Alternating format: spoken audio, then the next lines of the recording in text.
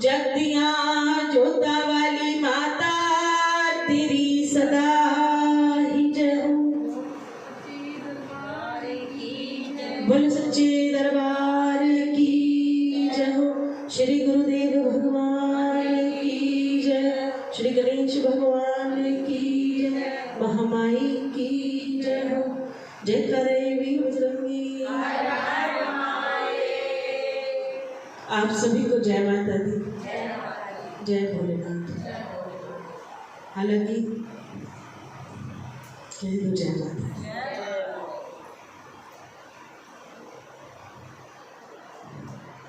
कथाएं तो बहुत सारी हैं। हमने कहा कि लगातार सुनाते चले जाएं तो भी समय कम है, बातें बहुत सारी हैं। आज जो कथा सुनाने की इच्छा आ रही है, उस कथा को सुनने से पहले थोड़ी सी उसी कथा से जुड़े हुए प्रश्न की तरह एक बात है, तो आपको कथा भी समझ में आ जाएगी और ये कथा हमें क्यों सुनाने का मन बन रहा है ये भी आपको स्वयं पता चल जाएगा। कह दो जय माता। जो फूल थैली में बंद होकर आते हैं वो फूल दिखने में बड़े सुंदर लगते हैं। खिले हुए होते हैं, पानी का छींटा लगा रखा होता है तो बड़े सुंदर लगते हैं। और 1-2 घंटे के बाद जब हम उन्हीं फूलों को चढ़ाने के बाद देखते हैं तो वो फूल मुरझाने लग जाते हैं। और अगर 2-4 घंटे और बीत जाए तो ऐसे भी नहीं लगते कि ये आज ही लगाए हैं, बिल्कुल सूख जाते हैं। और कहते हैं कि जैसे जैसे गर्मी बढ़ती चली जाती है फूल बहुत जल्दी मुरझा जाते हैं और फिर तो वो पौधों के ऊपर लगे हुए भी सूखे सूखे से लगते हैं। मेरा कहने का अर्थ केवल अभी इतना है कि जिस फूलों को हम प्राण प्रतिष्ठित स्वरूप विग्रह के सामने रखते हैं और ऐसा मानते हैं कि जो प्रभु हैं उस स्वरूप में वास करते हैं और हमारी मनोकामनाएं पूर्ण करते हैं, तो हे प्रभु जो मेरे आस के फूल आप पर चढ़ जाते हैं वो चंद ही मिनटों के बाद सूखे सूखे से प्रतीत होने लगते हैं। ऐसे लगता है कि ये कई जन्म से यहाँ पड़े हैं।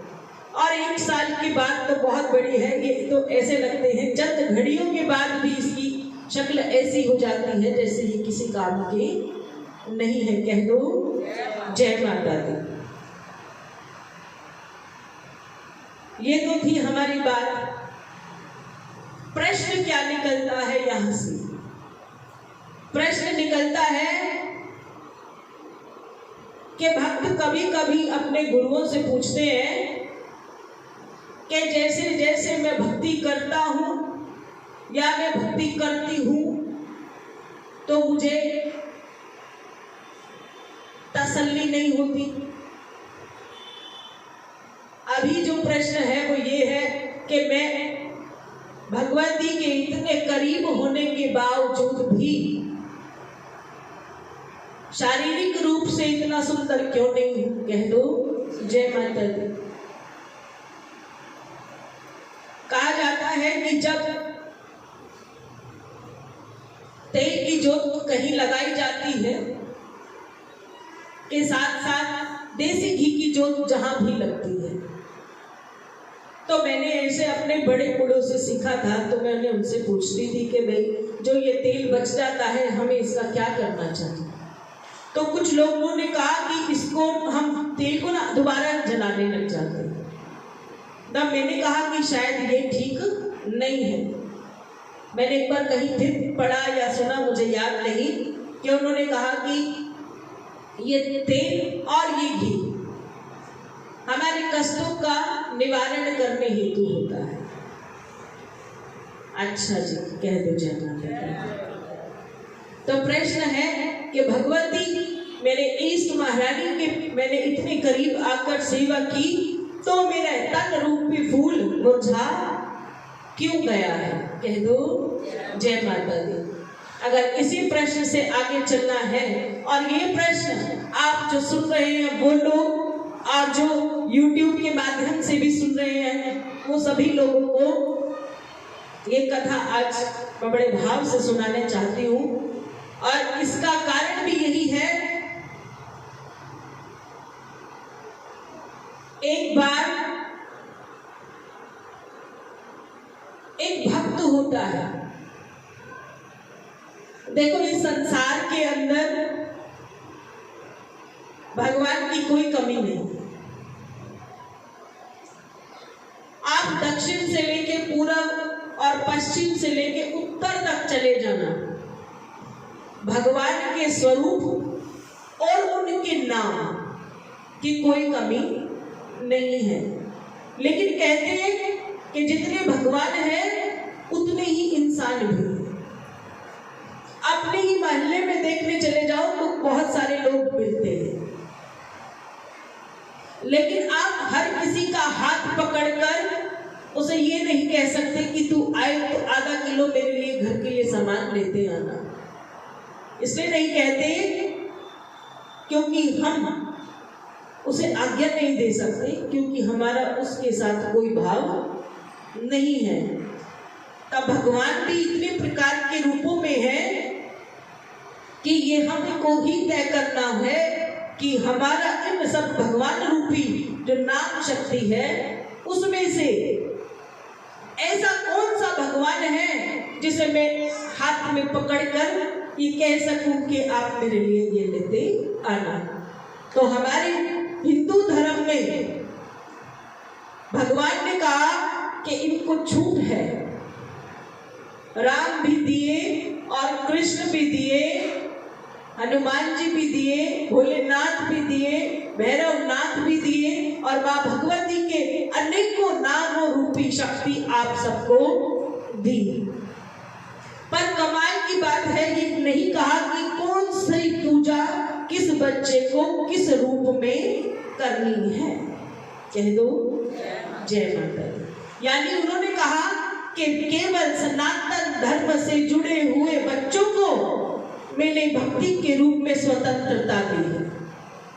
उन्होंने आपको इतना स्वतंत्र बनाया है कि पुरुष स्त्री रूपी शक्ति की पूजा कर सकते हैं और स्त्री भी पुरुष रूपी शक्ति की पूजा कर सकती है। उन्होंने कहा कि कोई समस्या नहीं है। पर अनेकों और धर्म में बहुत सीमित पूजा को बताया गया। कहीं स्त्रियों को अवैध कर दिया, कहीं पुरुषों को अवैध कर दिया। इससे ज्यादा को नहीं मान सकते। इस रूप के अलावा हमारा दूसरा और कोई नहीं है। ऐसे करते करते अलग अलग धर्मों में भगवान को अलग अलग तरीके से पूजा के लिए दिया गया, किंतु हमारा सनातन धर्म में भगवान ने कहा कि ये आपको तय करना है कि सृष्टि में रहकर आप किसकी पूजा करना चाहते हो। तो कहा कि जो भी आपने हृदय से जिसको आप स्वीकार करोगे वही आपका इष्ट हो जाएगा। जय माता दी। तो कथा में हम सब अपने अपने इष्ट का ध्यान कर कर इस कथा को सुनेंगे, क्योंकि सुनने वालों के इष्ट अलग अलग हैं और मैं नहीं चाहती कि मेरी कथा के माध्यम से आपका इष्ट बदलने का अभाव बनाए। और कोई भी ज्ञान जो हम सुनते हैं उसे स्वीकार करें या न करें, पर ज्ञान होना बहुत जरूरी है। वो तो बात की बात है कि सुनने की बात वो चीज आपको समझ में आए तो आप उसे धारण कर लो। घर के किसी समस्या के कारण ऐसे अनेकों चीजें हैं जो हम सनातन धर्म में रहकर भी उसे अपना नहीं सकते, कारण परिवार। तो कहा कि ज्ञान जो है गुरु से वो सुनने के लिए आप अपना नहीं सकते, ये भी सत्य है, क्योंकि सब कुछ आप अपना लिया तो आप तो कुछ भी नहीं अपना पाओगे। एक साथ 10 भगवान की पूजा कर कर, तो भगवान ने कहा कि ये स्वतंत्र अधिकार है कि आपको किस भगवान की पूजा करनी है। तो हम एक ऐसे व्यक्ति की बात कर रहे हैं जिसने ईश्वर से अपने इष्ट भगवान की आराधना की। आराधना ही कहा मैंने, साधना नहीं कहा है। साधना और आराधना में अंतर होता है। हम सब जो करते हैं वो क्या है? आराधना है। अब जो व्यक्ति बहुत सारे नियमों के तहत आकर बहुत सारी पूजा करते हैं उसे साधना कहते हैं। तो भक्ति में जो गृहस्थ सब बच्चे हैं और घर में रहकर जिस पूजा को करते हैं उसे क्या कहते हैं? आराधना। तो मेरे आराध्य, मेरे इष्ट कौन होते हैं? जो आपकी आराध्य होते हैं। तो एक कथा में राजा जी जो हैं वो क्या करते हैं? आराधना करते हैं। इतनी आराधना करते हैं, बहुत अच्छी पूजा करते हैं अपनी इष्ट की। सुबह दोपहर शाम रात हर पल वो उनका नाम सिमरण करते हैं। इतना सिमरण किया, इतना सिमरण किया कि उनके राज्य में एक सत्पुरुष आ गए। उस सत्पुरुष ने क्या कहा कि तुम आराधना करते हो अपने इष्ट की, अब तुम्हारी आराधना से तुम ईश्वर को पा सकते हो, पर अब समय क्या है कि आप राजमहल को छोड़े और अब कुछ सालों के लिए इस राज्य को भी छोड़ दे और कहाँ चले जाएं? एकांतवास करें। एकांतवास में क्या होता है? वन भी होते हैं, गहरे जंगल होते हैं, ऊंचे ऊंचे पहाड़ होते हैं। तो उनको कहा कि तुम कुछ सालों के लिए एकांतवास करो और मैं आपको ऐसी साधना विधि के बारे में बतलाऊंगा जिस साधना को करने के बाद आप क्या करेंगे? केवल साधना करेंगे और अपने आराध्य को साध लेंगे। कह दो जय माता दी, जय करई शेरावाली दा। क्योंकि अब आपके आराध्य को साधने का समय आ गया है, आपकी आराधना पूरी हो जाएगी। अब आपको मैं ऐसा गुरु दीक्षा, ऐसा ज्ञान दूंगा कि आपको बस ये तय करना है कि आपको राज्य को छोड़ना ही है। तो राजा जी ने कहा कि ठीक है। संत को कहा कि अगर आप मुझे ये प्रकाश दे सकते हैं और आप तैयार हैं तो मैं भी इसको लेने के लिए तैयार हूँ। तो जैसा आप मुझे ज्ञान दे रहे हैं कि आप बताएं मुझे कब राज्य को छोड़ना है, कितने समय के लिए छोड़ना है और कैसे मैं अपने आराध्य को पा सकता हूँ। सारा गुण ज्ञान एक रात में बैठकर संत ने राजा को उसके आराध्य को पाने का ज्ञान बताया। सुबह हुई और राजा जी उठे और उन्होंने क्या कहा? अपनी रानियों को बुलाया और कहा कि इतने साल के लिए मैं राज्य को छोड़कर जाना चाहता हूँ और मैं चाहता हूँ कि जब तक मैं इस राज्य में वापस नहीं आता तब तक तुम इस शासन पर बैठो और जो भी यहाँ के कार्य है उसमें अपनी भागीदारी रखो। जब तक मैं आऊंगा मेरा राज्य सुखी होना चाहिए। तो रानी ने कहा कि जैसी आपकी आज्ञा प्रभु। रानी ने राजा की बात को स्वीकार किया और राजा जी एकांतवास को चले गए। जब उन्होंने एकांतवास में साधना करनी शुरू की तो उनके मन में एक ही प्रश्न रहता था कि प्रभु मैं जा तो रहा हूँ पर जो मेरा कार्य है वो राज्य को संभालने का भी है।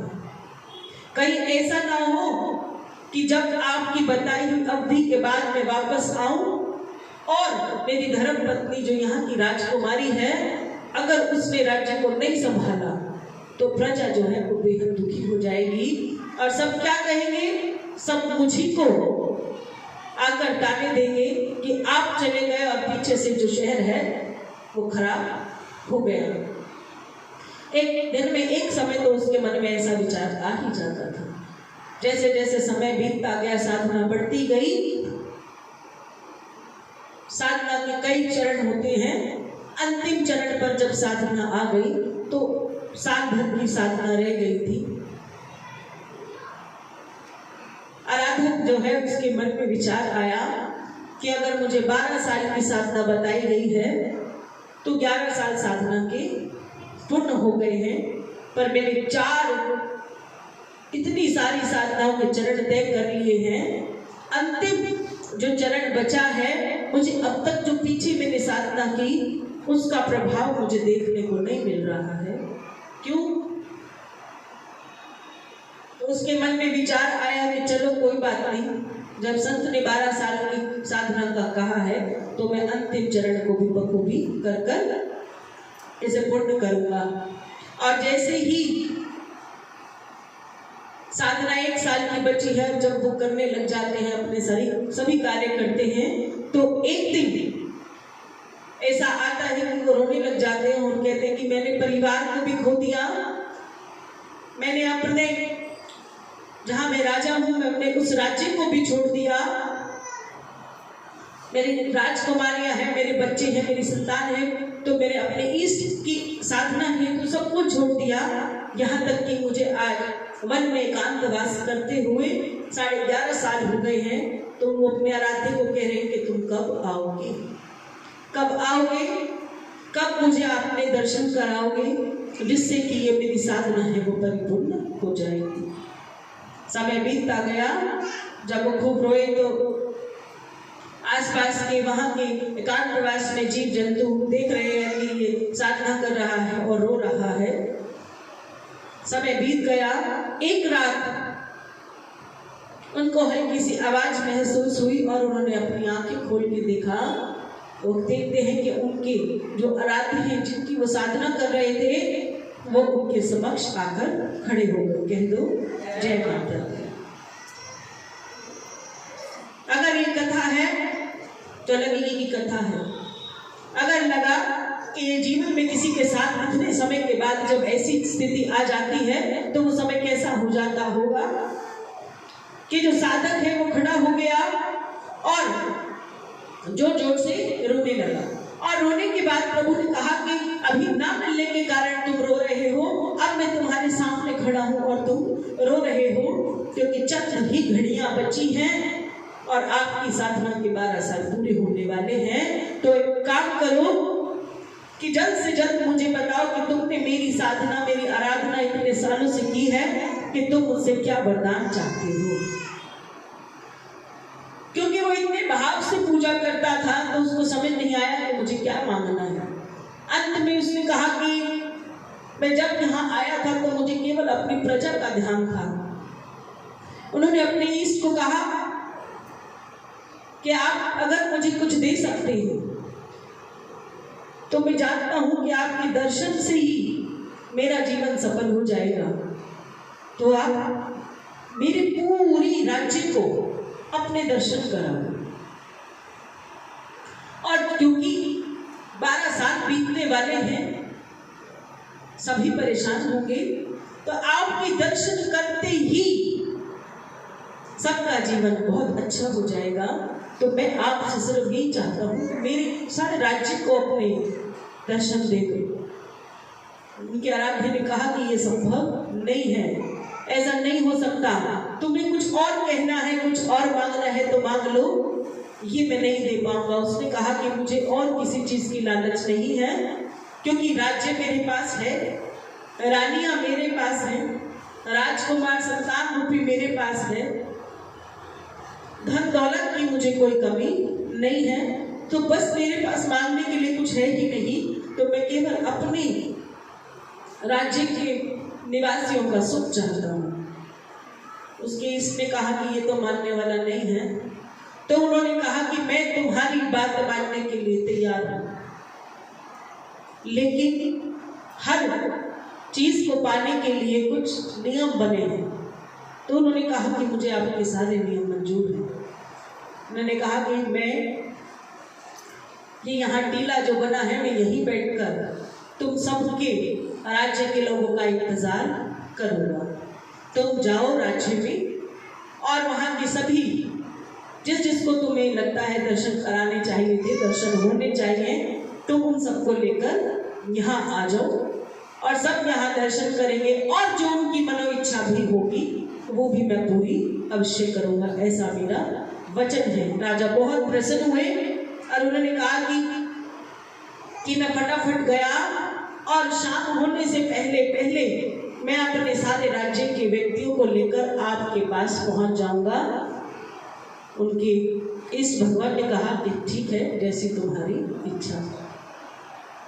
वो आराम से बैठ गए, इतने एकांत वास में घूमने लगे, पक्षी हैं उनसे बातें करने लगे और थोड़ी देर के बाद वो भी अपने राज्य में पहुंच गए। उसको देखकर, राजा को देखकर सारी प्रजा गदगद होने लगी, फूल बरसाने लगी और उन्होंने कहा कि आपकी साधना पूरी हुई, आपने क्या फल मांगा?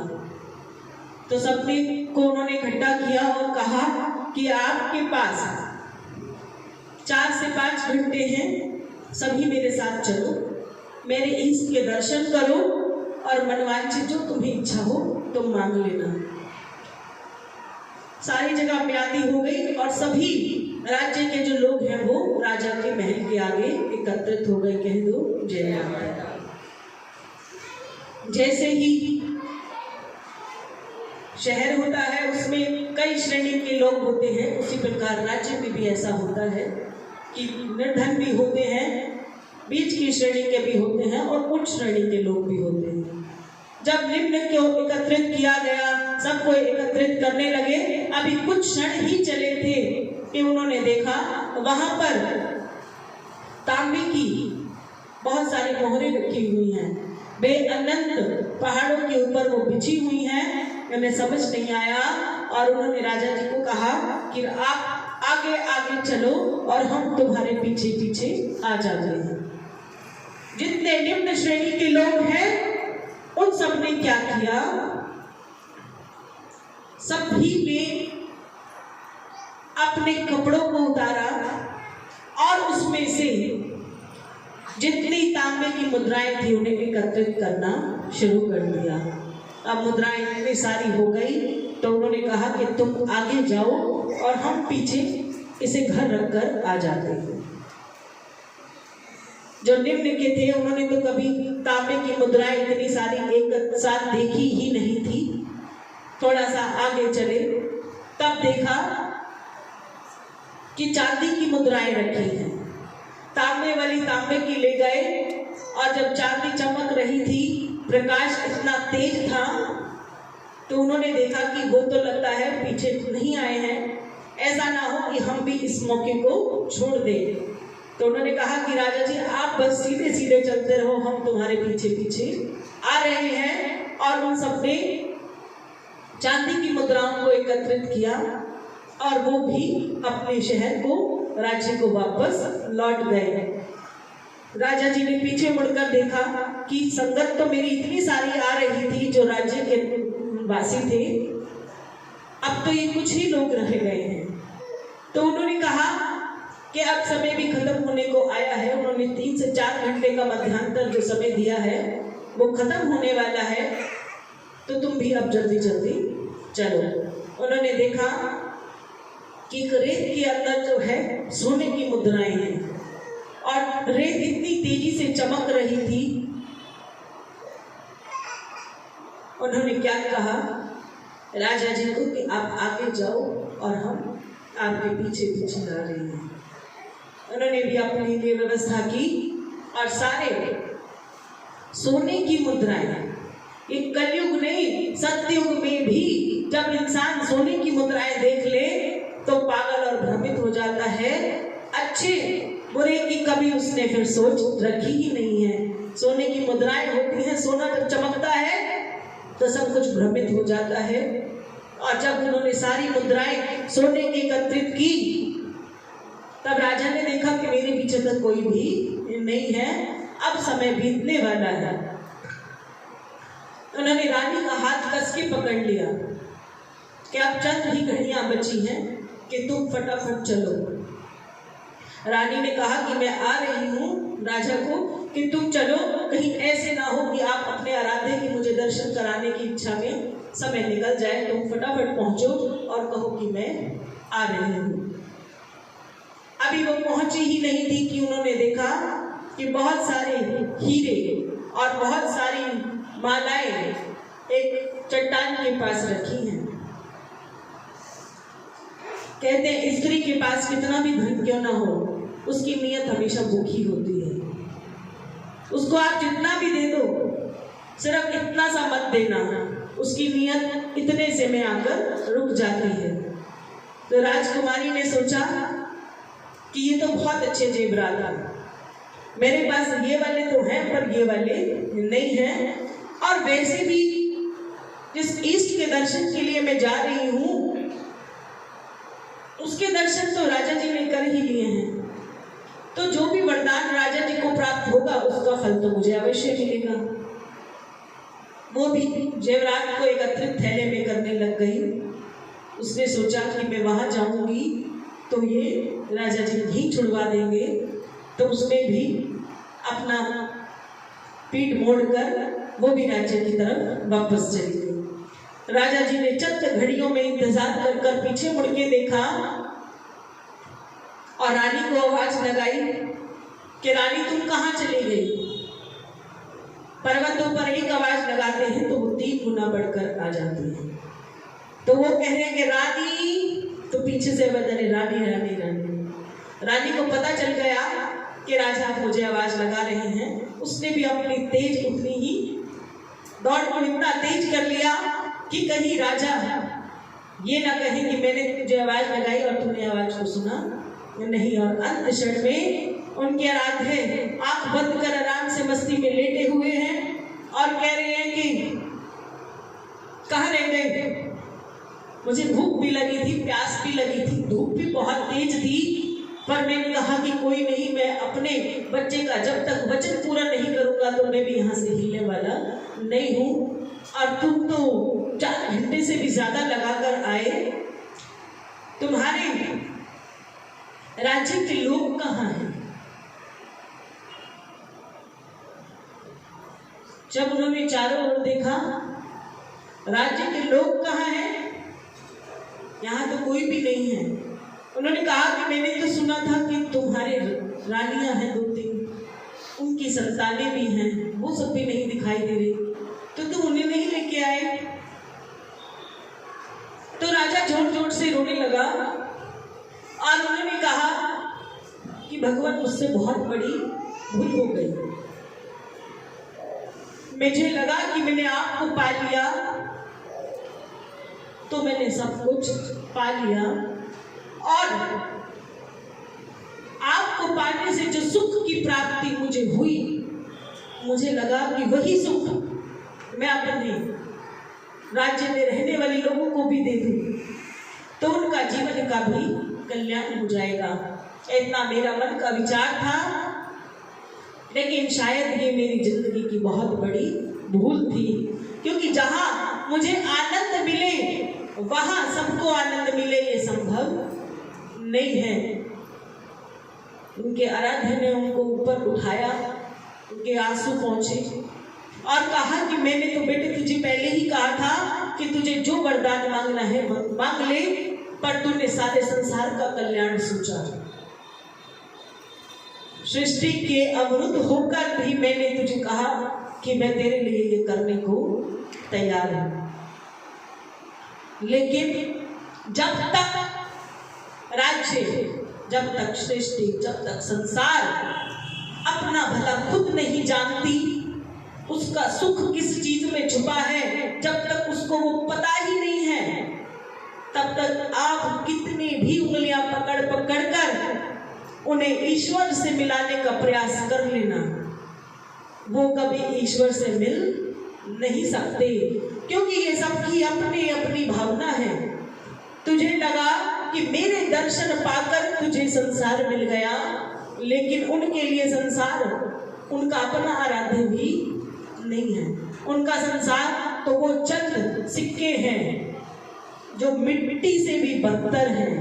जिस कहते हैं ना, रेत के अंदर ऐसे हाथ मारो तो कहीं सिप्पियां निकलती हैं, तो कहीं कीड़े मकोड़े निकलते हैं। मैं उनसे भी प्यार कर लूं एक बार, लेकिन मैं सोने और चांदी से तो मैं प्रेम करता ही नहीं हूं। मैंने अभी कथा से भी बहुत पहले कहा है कि हमारे दो ही हाथ हैं। जब दोनों हाथों को हम ऐसे नहीं मिलाते तब अपने आराध्य को प्रसन्न कर ही नहीं सकते। और इन दोनों हाथों में अगर मैं एक हाथ में सृष्टि को संभालूं और दूसरे हाथ से अपने आराध्य को संभालूं, तो याद रखना आपको किसी भी चीज की प्राप्ति हो ही नहीं सकती। अब इसमें ईश्वर क्या करेंगे, कह दो जय माता दी, जय करे शेरावाली दा। तो अगर मैं चाहूं और अपने ईष्ट को कह भी दूं कि हे महारानी कि आप सबका कल्याण करो, मैं सबको उंगली पकड़ पकड़ कर लेकर आ रही हूं और आप इन्हें दर्शन दे दो, तो क्या आपको लगता है कि आपको दर्शन हो जाएंगे? क्योंकि आपकी खुशी किस चीज में छुपी हुई है, इस बात को या तो आप जानते हो या आपका अपना आराध्य जानता है। बशर्ते कि आपका आराध्य होना चाहिए। आपको भी तो यही नहीं पता अगर मेरा आराध्य है कौन, तब आप किसके आगे ना तो हाथ खोल सकते हो और ना अपने हाथों को जोड़ सकते हो। कह दो जय माता दी। राजा बड़ा रोया अपने भगवान के आगे और उसने कहा कि हे प्रभु, मुझसे भूल हो गई। मैंने तो ये सोचा ही नहीं था। मैं अकेला सारी जिंदगी का तप अपने राज्य के वासियों को देना चाहता था। मुझे लगता था कि जो मैंने तप किया है, अगर वो तप मैं अपने बच्चों को, देशवासियों को दे दूं, तो उनका भी कल्याण हो जाएगा। जिस प्रकार आपने मेरा कल्याण किया, उस प्रकार आप सबका कल्याण कर दोगे तो सृष्टि मंगलमय हो जाएगी। पर ये संभव है ही नहीं। तो मैंने कहा कि ये किसने कहा कि थैली में जब तक फूल हैं तो आपके पास गीले गीले हैं, सुंदर सुंदर हैं, और ईश्वर को चढ़ाने के बाद वो कहीं के भी नहीं रहते कि लगता है मुरझा गए। तो आपको लगा कि भगवान के और करीब आएंगे तो काया और कुशल हो जाएगी। आपको लगा आपके दांत और अच्छे हो जाएंगे। आपको लगता है कि आपके सर में दर्द कभी भी नहीं होगा। आपको लगता है कि आपके पेट में आज के बाद कभी दर्द नहीं होगा, आपकी पीठ में कभी दर्द नहीं होगा, क्योंकि आप तो भगवान के पास आ गए। तो भगवान ने कहा, अभी तो तुमने अपने आप को मुझे समर्पित भी नहीं किया है, और जिस पुष्प ने मुझे अपने आप को समर्पित किया है वो भी अवश्य मुरझाएंगे। जब आप सोचो, ये जो फूल है इन्होंने किसी का कुछ भी बिगाड़ा नहीं है। जितनी सुंदर इनकी खुशबू है उतना ही पवित्र इनका आचरण है। तोड़कर जहां मर्जी चढ़ा दो कभी उफ भी नहीं करते। जब तोड़ते हैं तो टहनी में से भी पानी निकलने लगता है।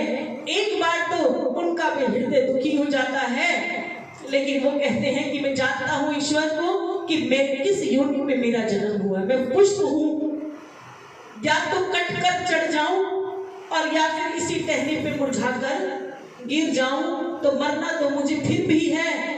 तो ये कौन सी मौत चाहिए मुझे कि उसी पेड़ पे चुपता रहूं कि माली आकर मुझे काटे, या ईश्वर को चढ़कर और फिर किसी के लायक ना रहूं। तो जो लोग ऐसा सोचते हैं कि माता जी के पास बैठकर उनका सब कल्याण होगा, कि उनको कभी कोई तकलीफ नहीं होगी, तो मैं कह रही हूं ये जो बाह्य शरीर है इसको ज्ञान रूपी भाषा में अन्नमय कोश कहते हैं। यह अन्न से बना हुआ शरीर है, इसके अंदर भगवान वास नहीं करते। अगर आप में दम है तो 2 रोटियों को फफूंदी लगने से बचा जाओ, बच जाएगी। कपड़े में लपेट कर बचाओ, उसे फॉइल में रख कर बचाओ, भगवान के श्री चरणों में भी रख दो। कहो कि प्रभु इसको उंगली नहीं लगेगी, तो भगवान ने कहा कि यह अन्न है, इसे सूखने से और इसमें फफूंदी को लगने से कोई भी नहीं रोक सकता। क्योंकि जब ये टूट गया, जब ये पिस गया, जब ये पानी में मिल गया, जब ये रोटी के रूप में बन गया, तब इसका फफूंदी लगना जायज है। तो भगवान कहते हैं कि ये जो आपका शरीर है ये अन्नमय कोश है, या तो रोटी खाना छोड़ दो। अब किसी को कहूंगी वो कहेगा अन्न खाना छोड़ दे, अन्न में सब कुछ आ जाएगा, आपको सब कुछ छोड़ना पड़ेगा। किसने कहा अन्न नहीं खाएंगे, साबूदाना खा ले, भाई वो भी अन्न ही है। आप सब कुछ छोड़ देना, फिर क्या आप जीवित रहते हो? नहीं ना। उन्होंने कहा कि इस सृष्टि में, इस संसार में जो आया उसको तो एक दिन जाना ही है। बस आपको ये पता हो कि जब तक आप यहाँ रहे, आप रहे कहाँ रहे आप? कम से कम मरते समय आंख बंद करोगे तो कोई एक जगह दिखाई देगी, कह दो जय माता दी। कहा किसी ने कि मैंने अब आंख बंद की तो मुझे दरबार दिखता है।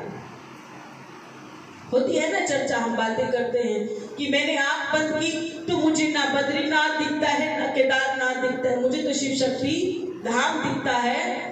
तो इसका मतलब कि आपके अंतिम समय में भी एक बार आप आंख बंद करोगे तो आपको क्या दिखेगा? जो आप जीते जी देख रहे हो, मरते दम तक आप सोचोगे कि आज मेरा ये आखिरी है, अब मैं फिर उसे अब नहीं देख सकता मैं उसे। जब हमारे आखिरी विचार कौन से हैं, तो हमें ईश्वर वैसा ही जन्म देता है। विचारों में कुत्ते आ गए तो हम उसकी योनि में चले जाते हैं, धन आया तो सर्प योनि में चले जाते हैं। और ईश्वर स्वरूप आपको दिखा, कोई आपको गुरु दिख गया, कोई ईश्वर, एक आपको ऐसी चीज दिख गई जिसके लिए आपको ललायत है कि अब ये मेरा आखिरी है, क्योंकि अभी मेरे प्राण निकलने वाले हैं। देखो प्राण कितने मोहताज हैं किसके? शरीर के, है ना। लेकिन फिर भी एक पल लगेगा कि भगवान प्राण ले लेंगे और शरीर आपका यही छोड़ देंगे। और कहा कि इस शरीर को जिसके लिए आपने इनसे इतनी सेवा ली, आप उसे ऊपर ले जा ही नहीं सके। वो तो घर वालों ने नीचे का नीचे ही बराबर कर दिया। तो कहा कि आपके मन कमजोर है तो शरीर को बलवान बनाकर क्या करोगे? अगर आपका शरीर कमजोर है और मन बलवान है तो आपको शरीर की जरूरत है ही नहीं। तो किसी ने विचारों से कहा कि भाई जो यहाँ आए उसका कल्याण हो जाए। ऐसा तो राजा भी चाहता है कि उसकी इतने साल की जो तपस्या है उसका फल उसकी वह लोगों को प्राप्त हो और सबको सुख का जीवन मिले। तो राजा सोच सकता है तो मैं तो बहुत छोटा सा सदस्य हूँ, मैं तो यही चाहूंगी भगवान को कि भगवान ये निकट जो बच्चा श्री चरणों से जुड़े हैं इनका भी कल्याण हो जाए। भगवान ने कहा कि ये संभव नहीं है। एक बार होगा, 2 बार होगा, 10 बार होगा, पर इनके जीवन का कल्याण तभी संभव है जब ये स्वयं अपना कल्याण करना चाहते हैं। नहीं तो जो निर्मल पुष्प है वो भी चढ़ने के बाद किसी काम के नहीं रहते। तो अच्छा है कि इन्हें थैली में बंद ही रहने दो। इन्हें बड़ी ताजगी लगती है कि भैया हम थैली में बड़े ताजे हैं, तो मुझे ऐसों की जरूरत नहीं है, और अगर मुझे चढ़ गए तो मैं किसी और के लायक छोड़ता ही नहीं हूं। कह दो जय माता दी। क्योंकि कोई भी संत पुरुष ये नहीं चाहता कि उसके आराध्य के साथ अगर कोई जुड़ा है या उसके वचनों के साथ कोई जुड़ा है और उसका कल्याण ना हो, ऐसा कोई भी निर्मल संत नहीं चाहता। जब संत नहीं चाहता, राजा स्वयं नहीं चाहता, इनके हजारों भक्त नहीं चाहते, तो हम क्यों चाहते हैं कि आपका कल्याण ना हो? तो ये सब कुछ तब आप पर निर्भर करता है कि आप अपने जीवन में इन शब्दों को कैसे उतारते हो, अन्यथा नहीं उतारते। नहीं तो आसान सी भाषा कही है, मैंने अभी कथा में अभी बोला कि कितनी आसान सी बात है कि उन्होंने कहा कि सनातन धर्म में तो हजारों भगवान हैं, आपको जिसको धारण करना है कर लो। भगवान ने कहा मुझे कोई समस्या नहीं है। और उन्होंने एक महान संत है, ये बात किसी को अच्छी भी लगे या मुझे नहीं पता, कि संत ने कहा कि ये संसार तो चिकना घड़ा है, एक बूंद नहीं रुकती चिकने घड़े पर। तो कहा ये संसार में आप गुरुद्वारे चले जाओ तो आपको लगेगा आहा मजा आ गया, आप किसी और आश्रम चले जाओ आपको लगेगा मजा आ गया, आप बालाजी चले जाओ कहोगे यही सब कुछ है ना, और आप राधा रानी के मंदिर चले जाओ तो लगेगा यही सब कुछ है। अभी बारी बद्रीनाथ केदारनाथ की है, अभी 12 ज्योतिर्लिंग है, 52 शक्ति पीठ है, और शायद इससे भी ज्यादा जिसका मुझे ज्ञान नहीं है। तो कहा कि ये संसार क्या है, चिकना घड़ा है, आप कहीं रुकोगे नहीं, क्योंकि कोई आपको रोकेगा ही नहीं। आपने यहाँ देख लिया, हाँ जी मैं तो देख बैठी हूँ, अभी मुझे किसने कहा है कि वृंदावन चले जाओ तो वहां पर हमारी पूर्ति हो जाएगी, तो चलो मैं वृंदावन चली जाती हूँ। वृंदावन में किसी ने आपको जरा सी दृष्टि कही कि पास में एक और मनोकामना हेतु मंदिर है, तो सब उठकर वहां चले जाते हैं। तो कहा कि मुझे भगवान कहते हैं मुझे कोई फर्क, हमें कोई फर्क नहीं पड़ता। क्यों नहीं फर्क पड़ता? क्योंकि हमें तो पता है कि संसार एक चिकना मटका है, एक घड़ा है, और तुम सब फिसलने वाली पानी की बूंद हो। गुरु नानक जी ने हर की पौड़ी पर जब पानी को ऐसे ऐसे उछाला तो किसी ने पूछा कि ऐसा क्या कर रहे हो, तो उन्होंने कहा कि तुम क्या कर रहे हो? तो उन्होंने कहा कि मैं तो इस कलश में जल भरकर सूर्य भगवान को चढ़ा रहा हूं। तो उन्होंने कहा कि मैं भी ये जोर जोर से पानी जो फेंक रहा हूं, ये पानी मेरे खेतों में जाएगा। कह दो ये कथा अक्सर सबने सुनी होगी, ऐसा नहीं है मैंने ये नई बात कही है, सुनी हुई है, सुनी हुई है, किसी ने भी नहीं सुनी। ओहो जयकारा शेरा वाली दा। तो वहां एक ने कहा, वो हंसने लगे जोर जोर से और कहने लगे कि तुम पागल हो गए हो, कि ये सत्य कैसे है कि पानी उछाल रहे हो और पंजाब में तुम्हारे खेतों में चला जाएगा। तो गुरु नानक जी ने कहा कि अगर तुम इस जल को चढ़ाकर, क्या तुम्हारा जल वहां पहुंच रहा है? जब जो ये कह रहा है कि तुम्हारा खेतों में जल नहीं जाएगा, तो फिर मैं कहता हूं कि तुम्हारा जल भी सूर्य भगवान तक नहीं जाएगा। कह दो जय माता दी। ये तो पता नहीं कौन से दो महान बहुत बड़े संत थे जिनकी ये वाणी थी। मुझे तो दोनों की बातों में सिर्फ इतना सा पता चला कि फिर वहां पर जो लोग थे उन्होंने सूर्य देवता को जल चढ़ाना छोड़ दिया। उनको लगा कि जो नानक जी कह रहे हैं वो सही कह रहे थे कि अगर खेतों में पानी नहीं जा सकता तो सूर्य देव को भी जल नहीं चढ़ सकता। तो बस इसी बात से कहना चाहती हूँ कि हम सनातन धर्म वाले बच्चे बिल्कुल ठीक ऐसे ही हैं, जिसने जैसा रास्ता दिखा दिया हम फिर वैसे ही होने लग जाते हैं। लेकिन सत्य ये है कि विश्वास में इतनी बड़ी शक्ति है कि अगर आप आज भी किसी भी पवित्र नदी का जल लेकर और वहां से चढ़ाकर अपने खेतों तक चढ़ा दो, तो आपकी भावना से आपका खेत सूखा नहीं रहेगा, चाहे आपके ईष्ट आपके आराध्य वहां बारिश करा दे। भरोसा, अगर तुम्हारा जल यहाँ से चढ़ाकर वहां चढ़ता है तो केवल भाव में चढ़ता है। अब तुम सोचो कि किसी ने कहा है, फिर साइंस पे आ जाओ कि साइंस ये कहती है वो कहती है, विज्ञान ये कहता है, तो मैं कहती हूँ कि इतने रूपों में बट गए तो आप कहीं के भी नहीं रहोगे। तो कहा कि यहाँ पर सनातन धर्म में अंधविश्वास बहुत है, तो भाई विश्वास के साथ ही तो अंध लगा है, यानी अंधा भरोसा। तो मुझे तो मेरे ईश्वर में अंधा भरोसा है कि अगर मैं नकली गाय के थन को भी पकड़ लूं तो मेरे पेट में दूध आ ही जाएगा, ऐसा मुझे पूरा भरोसा है। अब साइंस तो कहेगी कि ये पत्थर का है, तो मुख में दूध कैसे आ गया? केवल ये आपका भाव और आपका भरोसा है। तो वो अंधविश्वास नहीं, कहो कि मुझे इस पर अंधा विश्वास है। जय माता दी, जय भोलेनाथ। तो इतनी जल्दी जल्दी सब जगहों से फिसलो मत। सबसे पहले तो ये तय कर लो कि आपका आराध्य कौन है और आप किस आराध्य को दोनों हाथ जोड़कर नमन करना चाहते हो।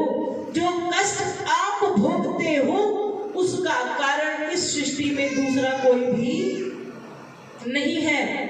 अब संतों से भी पूछा कि भाई मेरे 2 शादियां होगी, संत ने कहा हो जाएगी, तो हो गई ना। फिर वो दुखी हो गए, कहने लगे 2 राजकुमारी कैसे संभालूं? बोले संभल जाएगी। बस कहा कि संभल जाएगी तो संभालने शुरू हो गए। एक संत की वाणी पर उसने कह दिया और मैंने उस बात को स्वीकार कर लिया। तो कब तक मैं ये सोचती रहूं हमारी तो राह में फूल है ही नहीं, हमें तो अभी कांटों की सेज पर चलना है। जिसको ईश्वर पाना है केवल वही ईश्वर को पा सकता है, अन्यथा आपका विश्व का सबसे बड़े सतगुरु देव भी अगर कोई है जिनके पास अपार ज्ञान और ज्ञान का भंडार है, वो भी आपको आपकी आराध्य से नहीं मिलवा सकते। इसलिए नहीं मिलवा सकते क्योंकि आपके अंदर उसको मिलने का भाव होना चाहिए। उसके लिए आपको कर्म बनाने हैं, नहीं तो कब तक आप हमेशा दूसरों पर उंगलियों को उठाते रहेंगे। तो इसलिए कि यहाँ के तेल में बहुत शक्ति है, जिसको उसमें शक्ति दिखती है उसका काम हो जाता है।